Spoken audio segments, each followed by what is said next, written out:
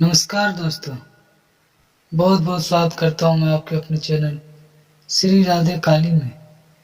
मैं मुकेश कुमार आज फिर से लेकर आया है भक्त और भगवान से जुड़ी एक सच्ची सुंदर गाथा। जी हाँ, इससे पहले आप सबसे हाथ जोड़ के विनती है, जो चैनल पर पहली बार आए हैं तो चैनल को सब्सक्राइब जरूर करें। अपना प्यार, अपना सपोर्ट जरूर दें। कितना आश्चर्य होता है इन्हें सुनकर कि यह गीत परमात्मा को इतना पसंद है कि भगवान श्री कृष्ण जब भी भक्त के द्वारा इस गीत को सुनते हैं तो स्वयं चलकर आ जाते हैं। ऐसे अनेक प्रमाण हमें उपलब्ध हैं। जब भगवान श्री कृष्ण ने इस गीत को सुना तो अपने भक्तों को दर्शन देने आ गए। एक बार मुल्तान के एक पंडित जी जगन्नाथपुरी घूमने गए। जब वह जगन्नाथपुरी में दर्शन कर रहे थे तो किसी भक्त ने वहां पर इस गीत को गाया। पंडित जी को वह गीत इतना पसंद आया कि वह उसकी प्रतिलिपि लिखाकर अपने घर ले आए। मुल्तान में रहते थे। मुल्तान में तो मुस्लिम लोगों का बाहुल्य था। पंडित जी तो बहुत गरीब थे। वहां तो एक पठान के घर किराए पे रहते थे। एक दिन संध्या के समय पंडित जी एक अच्छी सी चादर बिछाकर उस पर अपने परमात्मा को पधराकर इस गीत का गान कर रहे थे। इतने में नवाब भी, जो पंडित जी के घर के ऊपर रहता था, वह किसी कार्य से राजा के महल में जा रहा था। पर जब उसने पंडित जी की आवाज सुनी तो वह थोड़ी देर उस गीत को सुनते हुए पंडित जी के घर के बाहर ही ठहर गया। अब तो रोज का नियम बन गया, नवाब अपने काम पर जाए, पंडित जी की आवाज सुने, और वह गीत इतना मधुर था कि उसे सुनकर नवाब ठहर ही जाता। एक दिन पंडित जी ने देख लिया और नवाब को बुलाकर पूछा, आप यहाँ रुक क्यों जाते हो?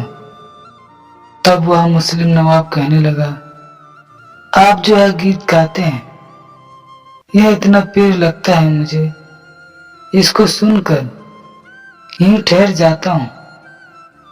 तब पंडित जी कहने लगे, क्या आप इस गीत को सीखना चाहोगे?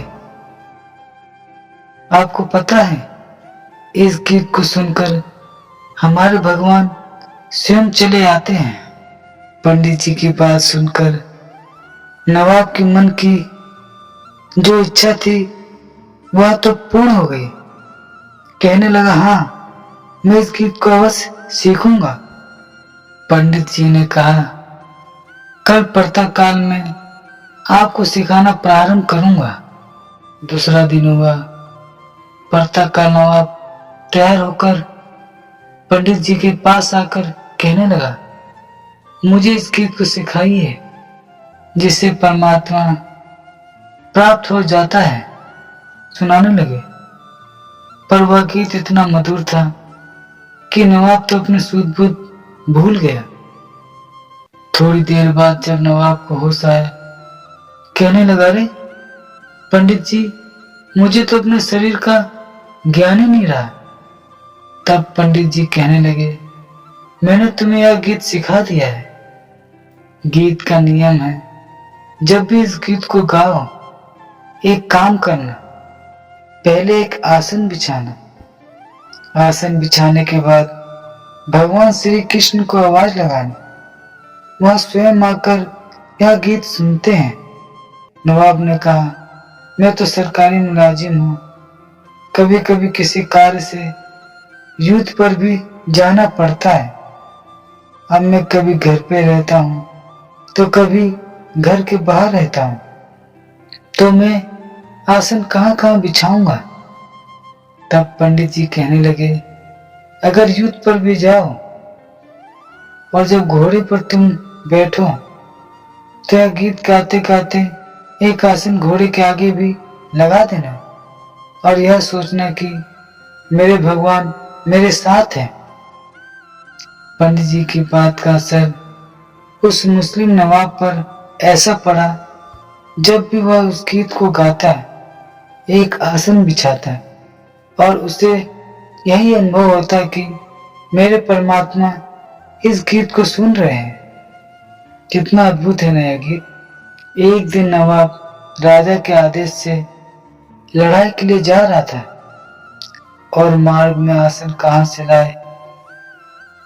अब नवाब ने गीत प्रारंभ किया और जैसे ही गीत प्रारंभ किया और वह भूल गया कि भगवान के लिए आसन बिछाना है। अब नवाब गीत गाते जा रहे हैं, तो अब नवाब को ऐसा प्रतीत होने लगा कि मेरे घोड़े के आगे भगवान श्री कृष्ण नाचते हुए चल रहे हैं। उसका घोड़ा थोड़ा ठहर गया। नवाब ने सोचा, यह कौन बालक है जो मेरे घोड़े के आगे नाचता हुआ चल रहा है। फिर पुनः घोड़ा प्रारंभ किया। पुनः यही दृश्य दिखाई दिया। कोई छोटा सा बालक उसके घोड़े के आगे नाच रहा है। नवाब नीचे उतरा और उस बालक से पूछने लगा, आप कौन हो? तब वह बालक, जो भगवान श्री कृष्ण थे, कहने लगे कि मैं वही परमात्मा हूं जिसे तुम आसन पर बिठाकर यह गीत सुनाते हो।